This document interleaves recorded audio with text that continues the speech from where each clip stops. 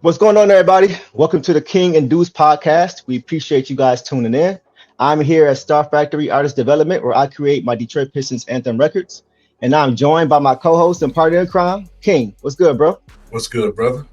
Listen, man, we got a special guest on with us today. Mr. Javin Hunter, father of Jaden Ivey, has returned to the show. So Javin joined us last year during All-Star Weekend when Jaden was in the Skills Challenge and also the Rising Stars game. And we talked about a number of things, including his father, James Hunter, who played cornerback for our Detroit Lions. And last time you were on, bro, we also talked about your youngest son, Jordan, who also has a very bright basketball future. And so we're going to get into him a little bit later.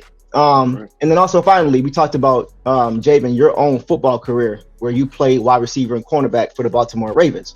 And, of course, we talked about your oldest, Jaden. Some of y'all might know him. Just an NBA rising star, Jaden Ivey. Speaking of which, hey, that's why everybody's here, right? We want to talk about our guy J.I., man. It's been a lot of ups and downs this season alone. Last season was a tough season. A lot of learning experience, not a lot of great guys around him, a lot of injuries, but you see some adversity at the beginning of this season. But now he's rolling. He's showing us all of that star potential, man.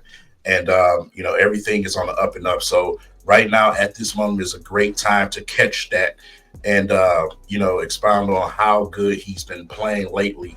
Also, we're going to get into the Rising Stars and everything else above. Yeah, absolutely. So, Javin, listen, bro, we appreciate you taking the time with us to join us for a second time. And it's always good to have you on, bro. Thanks for having me. I appreciate it. Really appreciate it. You guys do a great job. All right. So, Javin, first and foremost, let everybody know where you are.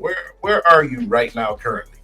So I'm currently in Michigan. I'm at family home in Orchard Lake, Michigan.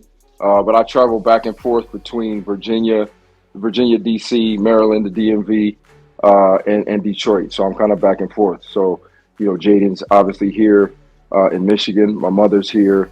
And then, I have Jordan back in Virginia. So I've been doing this thing for a long time, going back and forth. So continue with that. Jaden was selected by team captain Tamika Catchings, who, by the way, is one of the greatest WNBA players of all time, period. I'm a big WNBA fan. So I remember going back to the Shot days when they were winning championships. I think, King, you too. But every time she would come here with the fever, the Indiana fever, she would come to the Palace, man, to play the Shot.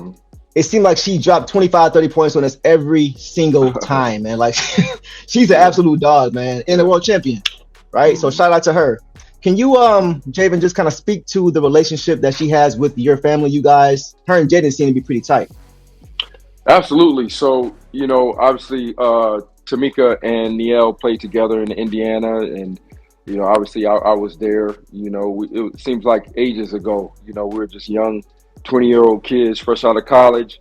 We had this baby boy, and Tamika was just a great person to be around. She came to all Jaden's little things we had for him, his birthday parties and things. We stayed in that little apartment complex in Indianapolis at the Fever setup. And so I was always there, obviously, with Jaden and her. And so, but Tamika was just a great person to be around, great personality, very friendly, very personable. And she spent a lot of time with us, and we enjoyed having her around. Jaden obviously remembers that, and it was great to see their connection, just yesterday. Yeah, we saw a couple clippings. So Jaden was mic'd up, and he was just talking to her about how blessed he was to have been brought back together, by God with her, to be able to have her coach him and then play in the game. And you could really just see he really was. It was very authentic and very pure from an emotional standpoint. You could see the love that he had for her. I thought that was pretty cool. For sure. Absolutely. You see it come full circle from him being around her as a baby. I think they showed the little picture of Tamika holding him as a baby. So that was fun to see. They didn't get the win last night, but that's all right. It was a good experience for both of them, I'm sure. Yeah, we're going to get to that, bro. I'm glad you said that. So last night's Rising Stars Challenge, that was pretty interesting, huh? From what we saw? Very interesting. If you by chance didn't catch it, just give you a little backstory. Things got a little chippy yesterday between Team Tamika, who Jaden played for, and Team Jalen Rose, who Benedict Mathurin played for. And there seems to be a little bit of history there. Those two have been kind of linked together and competitive toward each other in the past.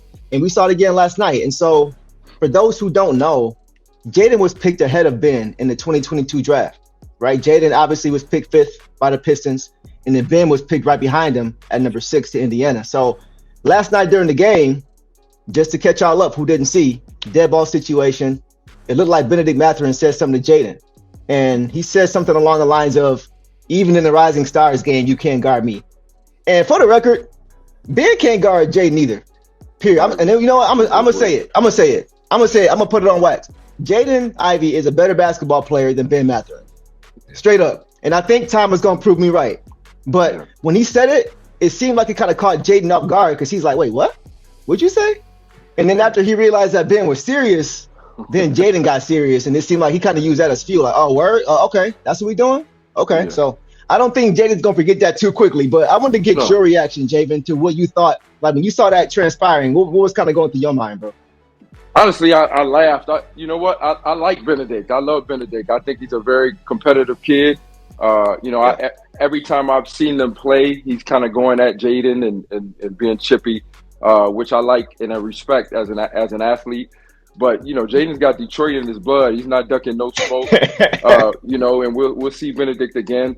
But, Jaden had a lot on his mind, to be honest with you. His mind was back in Detroit with his wife, who was getting ready to give birth to a baby girl. She did this morning, a baby girl, healthy baby girl.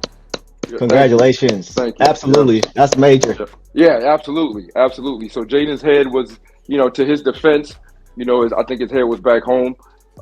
And it's just amazing how God works because, baby girl waited until Jaden got back home to come into the world. Wow. So God's timing and divine intervention is truly amazing.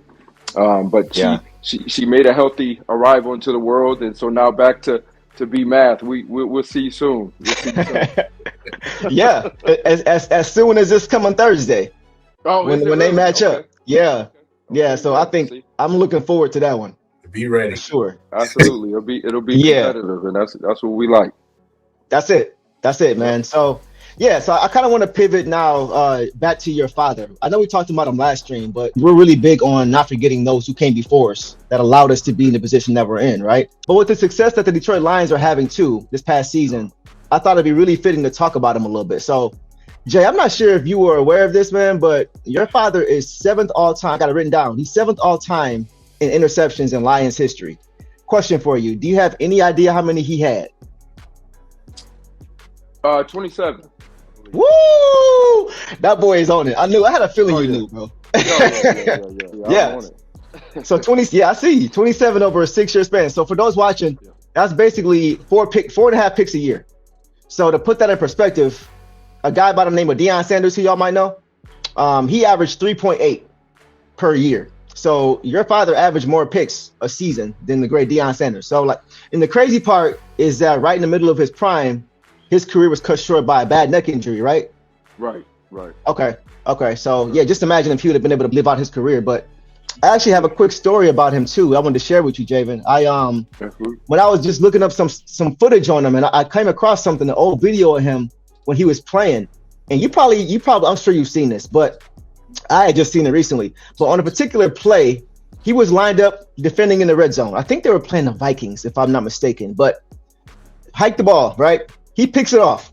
He picks it off on that play in the red zone. And they throw a flag. Mm-hmm. Replay down. Yeah. On the very next play, he picks it off again. Yeah.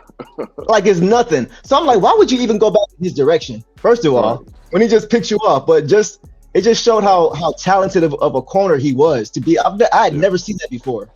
Back-to-back plays. So just in your opinion, how much more successful do you think he would have been in today's NFL with the way the game is played today? Yeah, coincidentally, that was against the great Ahmad Rashad. I know you guys are familiar with that name. Wow, I didn't know that. Yeah. They had some. Wow. In terms of today's game, I mean, it translates. My father's speed, 6'3", ran a 4.3, so his length as well. Being able to cover taller receivers, which are very prevalent today. more than in the past. There's a lot of Right. big receivers, DK Metcalf and those guys are all, tall receivers. So him be able to match up with those guys, you can leave him out on the island by himself and he'll be able to handle his own. So he could definitely play in this time, especially with his speed, his quickness, and his length. So, a lot of guys used to say before that he was born too soon, right? He would have made a lot of money, in these days. Yeah. But like I said before, he's created an outstanding legacy. Our family is continuing to grow, and Jaden's doing his thing, Jordan's doing his thing. So we hope for more success, moving forward. Two things, real quick. Number one, we could definitely use your father right now. That corner situation is not the greatest.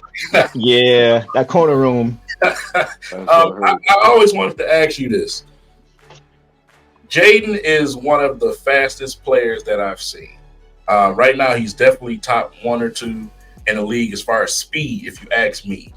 Has it ever crossed your mind to say, hey, man, I wonder what Jaden would have looked like in football if he would have pursued football?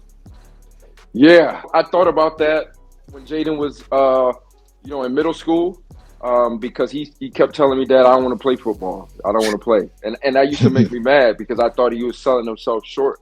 And, at that time, he didn't show what I thought he should be showing at that time on the basketball court, But he proved me wrong. He proved me wrong. He proved us wrong. And he really put everything into to basketball and he put the work in and he made it happen. And I'm so proud of him for that. But definitely he could have played receiver or he could have been a nice strong safety because he was a tough kid. He wasn't afraid to hit and he could run. So if you get an athlete out there, there's a lot of places you can put him. Yeah. Right. I could definitely see that, man. We're going to keep it football for a second. Okay. Obviously, you got 2 shades of blood in you, right? Yeah. There's a little Lions blood in there simply because of the heritage, right? But, of course, you got the Baltimore blood in you. That meetup that we had during the season, we don't want to talk about that. That was an anomaly. Yeah, to that game.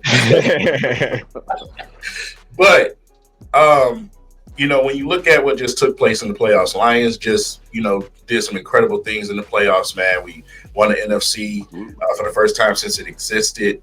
Man, all the way to the NFC Championship game, unheard of, right? But then you look at a Ravens team who also were right there knocking on the door. And both of these teams, unfortunately, ended at the same point. The double devastation. How did you feel about each? Because I know, obviously, you Baltimore all the way. Yeah. But at the same time, I know it's Lions love in there, too. Oh, 100%.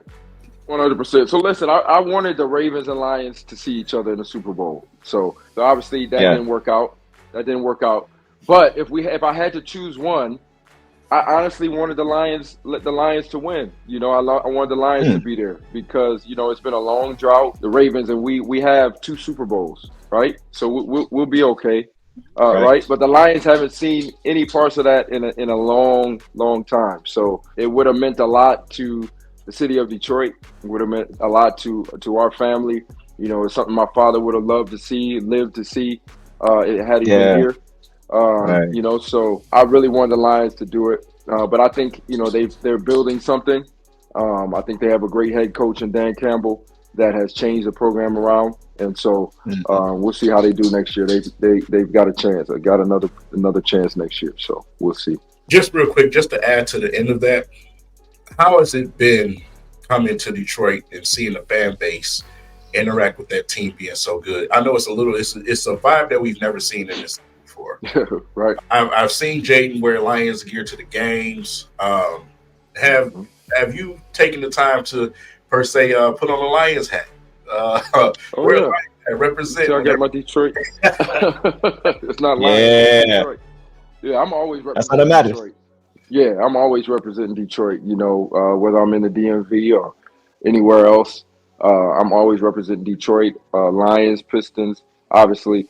And so to see the love and to see the city come out and support the Lions, was amazing to see. You know, they came out in droves to the games. I heard the atmosphere was crazy. I didn't go, but Jaden went to that playoff game at Ford Field and just said the atmosphere was crazy. That he said it was so loud he couldn't hear it. He had the little headphones on, the baby, so he wasn't affected by it. But it was amazing to see.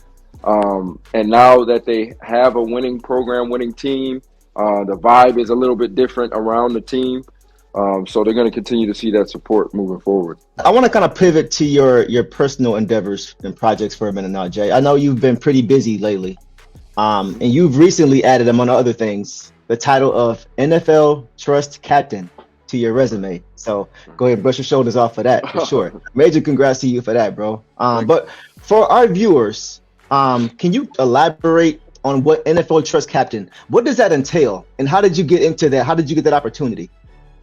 Yeah, so the Players Trust is an organization. It's an earned benefit for former players that have had at least 2 years, active years in the NFL. And what we do is just try to help guys transition away from the game of football. You know, we have 3 pillars: health and wellness, community and connection opportunities, and personal and business development. And so I think the most important pillar that we provide is the health and wellness piece, you know, because once you guys are away from the game, you got to see how your bodies are, right? If you're healthy enough to move forward into your next endeavor. So we send guys away to either Tulane or North Carolina Chapel Hill. They get a thorough brain and body assessment. And you get a comprehensive evaluation of where your body is, and then once you get that evaluation, then you move forward into that next step, into your next endeavor. But you know, we just work together, you know, to help guys understand the resources available to them, right? It's amazing the amount of former players that don't know all of these programs and resources that are available to help them move forward, right? So that's all we do. You know, there's a great team of individuals there at the Trust in DC. You got Lusaka Polite, who's the director, who actually hired me. Kelly Mertens is the executive director. Shania Richburg, who works alongside them.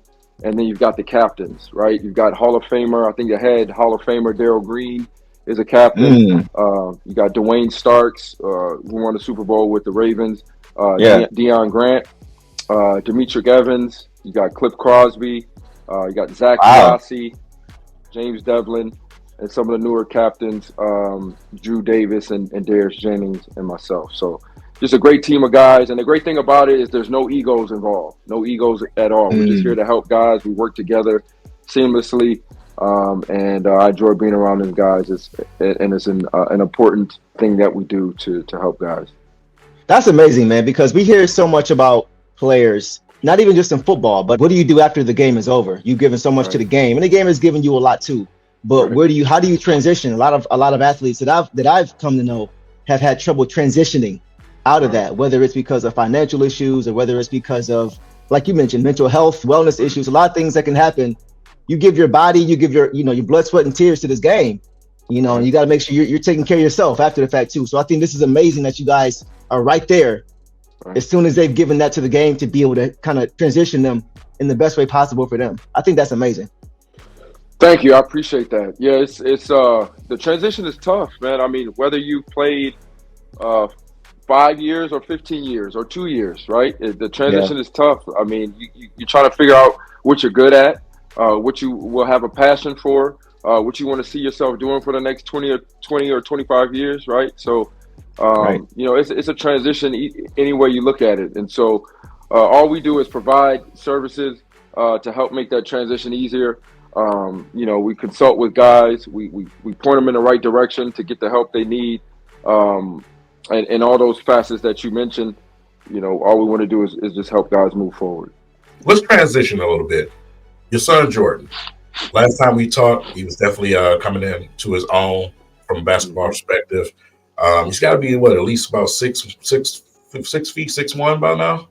He's about 6'2", 6'3". He's 2.5, yeah. Wow. He's growing a little bit. His growing spurt continues, or he's pretty much... I'm hoping it does. I want him to get to at least 2 or 3 more inches. I need that. He's got, you know what? his grandfathers on both sides of the family were very tall. They were both. My father was 6'3". His mother's father was 6'4", 6'4.5". So wow, okay. You know, he's got that size. So you know, I'm expecting him to grow, you know, a few more inches here. Everybody needs to go follow him on Instagram. And we'll be sure to drop, you know, a link to his IG when we drop this video. For those who are watching, it's J Boogie. So that's JBOO_GIE5. Worth the follow. He's got a lot of great stuff coming. And he's growing literally and figuratively, man. It seemed like last year, when we were on here, I was looking up some clips of him, and on the fast break, I was seeing him getting off the floor, but just laying the ball up. Yeah. And now that he's gotten so much bigger and grown into his body, he's going in there and just tomahawking everything. Oh yeah, looking like his older brother. So I'm telling you guys, he's next up, man. I'm telling you that LeVar Ball prediction I had last year, man. I gotta tell you, man, it's looking like you might be the next LeVar Ball with all these successful boys in the league, man. That'd be amazing. Yeah, we'll see. Man, oh, man. You know, we'll see. That'll be a blessing. I'm telling you, it's looking more and more like a reality the way Jordan is hooping right now. Yeah, I mean, Jordan, you know, we put him in a great program. He's at Paul 6 in Chantilly, Virginia. They're ranked number 1 or 2 in the country right now, depending on, you know, obviously which publication you look at. Right. But they have a great team. They got 5. So their starting 5 are all high major D1 players, right? You got 1 kid going to Notre Dame. You got two kids going to Duke. You got 1 kid going to Rhode Island, and then you got 1 kid going to UConn. So, you know, Glenn Ferrello, as the head coach there, has built an outstanding program, continuing to put kids into D1 programs. He trains them well. And so, you know, next year, Jordan will have his opportunity to step in and keep the tradition. And, you know, he's doing a great job of learning and maturing. And so I'm looking for some great things from him, you know, moving forward. It's so funny, like as he continues to get bigger and bigger. When I'm watching footage, I see a lot of Jaden in him. Just the crossover, reverse dribble hand to the basket. I'm seeing a lot of the same moves. It's pretty cool to see that. You can see that he's been watching Big Bro, but also he's got some things up his sleeve that I haven't seen Jaden do too. So he's kind of developing his own game, his own style, his own game, which I love to see. And a lot of people don't notice about Jordan. He's musically gifted as well. I didn't realize. He sent me an instrumental from something he made. I said, "That's you?" He said, "Yeah." Oh, okay. I'm not really encouraging this, but if he ever decided he didn't want to hoop, he probably would have a future as a music producer. So I'm just putting it out there. Well, yeah, he needs to come learn from you, man. But you know, I know you got it. But yeah, that's just one of his hobbies. I think he enjoys making beats and stuff like that. So you know, if he can get some the proper tutelage, I think he may be able to do something with it. But right now, you know, it's a hobby of his. Absolutely, yeah. We still got to get you guys to the studio, man. Y'all got to come here and drop some heat, man. Absolutely. I think this summer we need to get over there for sure. Let's do that. Jaden Ivey on the way, get that border ride, electrifying through the air, a Detroit shot, and it doesn't really matter if you love him, like him, hate him. That boy is poison. It's in his